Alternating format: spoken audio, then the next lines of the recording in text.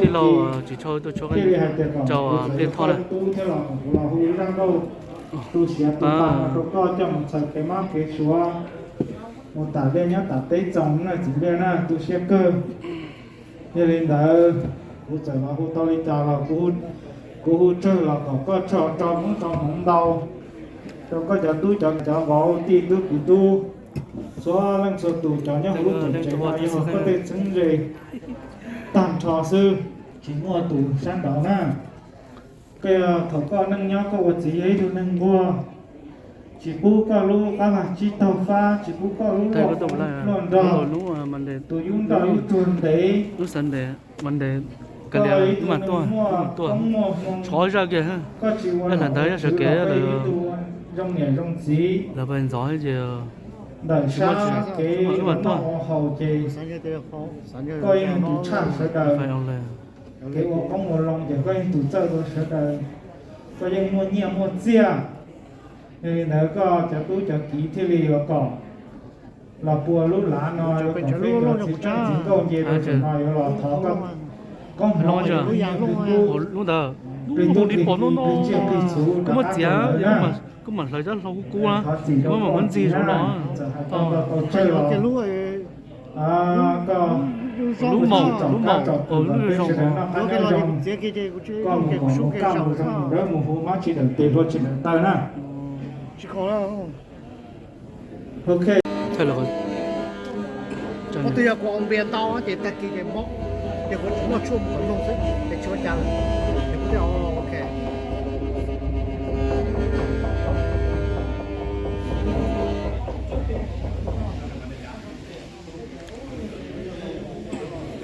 也跟不来我，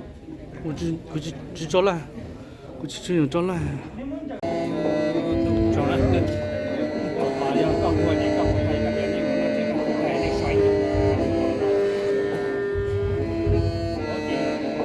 我拿了这个这捧也没讲了，这捧也没讲了。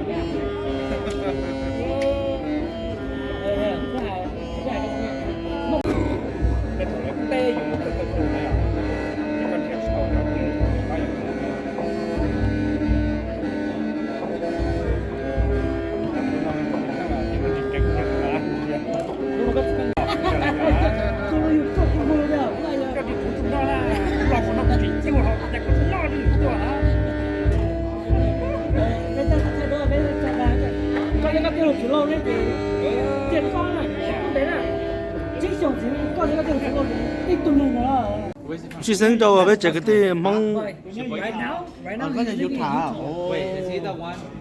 với những tuần à với những tuần nào với nhau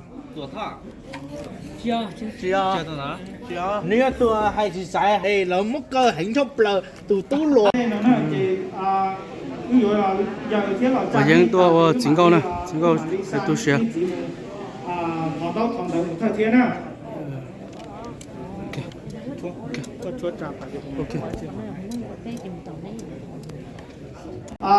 hôn chồng nếu mà nâng nhớ tỏ ta nhưng mà cũng sẽ lo đi ở tổ công tổng hồng này ở một công một hồng này lúc công mang ở đầu rồng là nam mà đi sợ na sợ là mùi sợ cái gọi giờ này chỉ đại và lúc lá mà còn này trong tỏ này chỉ ở đó là sẽ điều cái gọi là chị ok. So my sister be married to my brother, right? You remember me, right? Okay. And this one too, right? Okay, good. So this is the first opportunity that we asked me and him. We're like the messenger. So he used his instrument, the to communicate with the deceased souls and to send the message back to his descendants. This is kind of like the first blessing after someone's passed away before they become an ancestral spirit, okay, in the spirit world, before we send them off to be with their parents, okay. So I know that I haven't, which is talk about, yeah, I haven't seen you or met you yet, but we spoke so cô hay ở bên đi cho sáng là hay ở bên lò trong cái đùa nếu có nhìn thấy có chỉ nhau là okay. So in our tradition, because you're the one that stay with your in-laws, your father and mother-in-laws, and you've been. So this is the last mention that he says for us to give it back to you guys. He said that thank you for being a good daughter-in-law and for being a good wife to his son. And you've been taking good care of him, okay? I remember one time I come visit, and even though you don't understand the language, mom goes in, "Nya, go kill chicken." Okay, go phải tôi cái một được bên này. Lo cho thiệt lý tông đón đuôi, nhon địa tây na lư chữ ya ta cha thiệt tông đó tua nó su.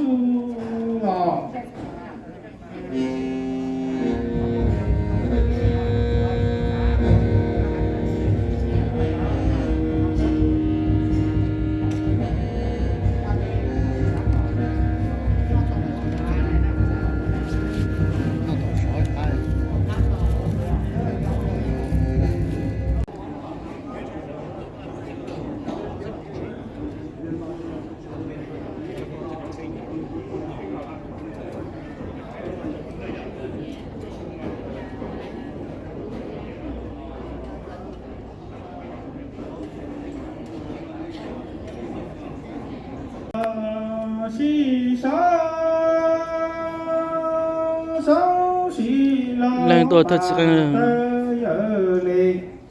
mà của chắc là tôi ra gì đó mà nó tôi chúa thời gian chắc cái này đã tao nói cái sự ra nữa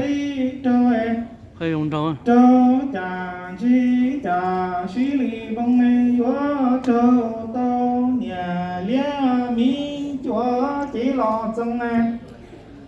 Dòng lý xóa trâu giống là tận lo giống tu cha nhớ lệ sĩ pha lôi gió mùn thơ nhà lia mi chuối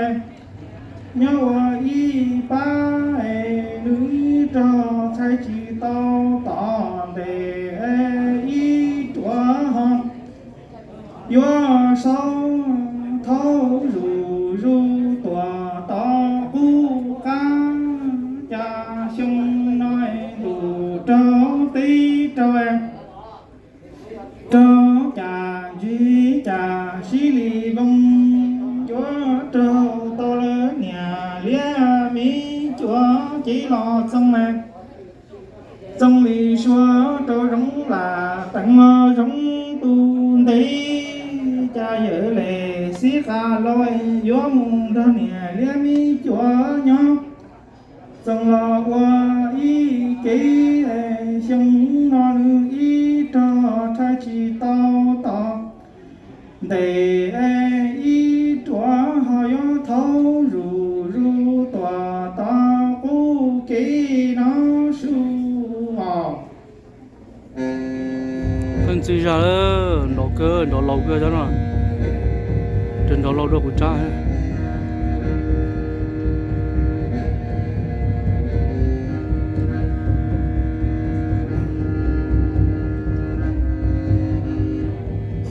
số tuổi của chị ta kia nào họ đi lâu chỉ đó cả một số chỉ đó ở từ lâu bây giờ nó vài những giàu vài những ok vài những tua thế nó sẽ tuần chỉ vài những ít tua sợi tua nhau không tỉnh nó vừa muốn qua hả thải cái phố rồi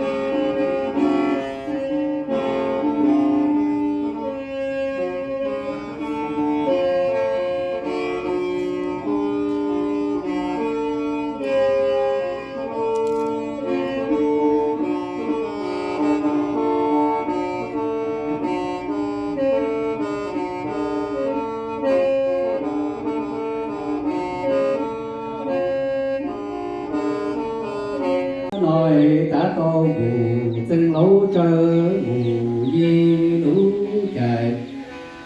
lo lo cú từ tên chỉ si cứ lo si chùa nó su số đồ chỉ thực kế này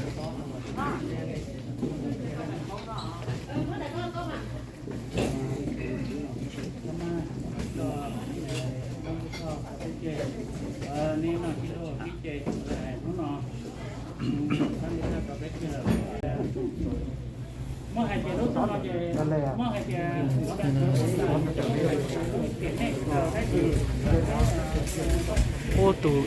tụ lũ bị tao lò lấy trong phòng nhà này phòng ấy thế giờ xảy ra là tháo về tôi nhung là bọn nó chỉ là tiêu lô chỉ cho tôi chỉ tăng nè xong thế phòng nhà này phòng ấy thế nó một cái mảng kia làm cho tu chế nó trồng được tí giờ như tí giờ như một tàu nó đi thọ kỳ ba rồi dân nhà có một trên nhiều kia là nên sau tuổi xe lo là do nên chỉ lên lo tu là nên chỉ lên tua thọ cỏ số lên số tu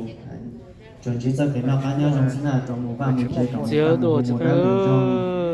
lo là do nên chỉ lên lo số lên chỉ lên nhớ tỏ cá cộng nó cá nhau trong nhau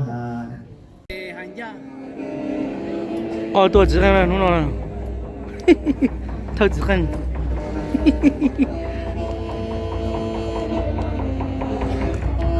anh tôi là chỉ cần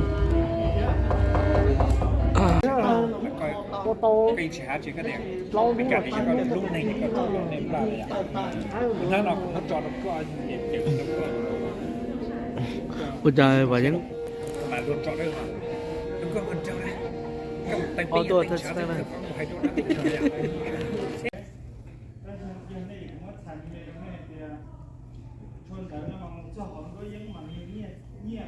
phần đầu và sáng là bên mông mà có gì của hai cái cũng có tiền chân nên chọn xài á mông chân thì muốn này của ít cho là cái nên một cái ít sản phẩm là cái nên chỉ cho in chuột là tôi cho nên chỉ là nên chọn pha cho nên cái anh lọ sư và những cái YouTube chỉ là tu tí thôi là nên chỉ là tạo in không chuột số muốn hai cái in chuột nó chỉ ít một là không có in thôi rồi cái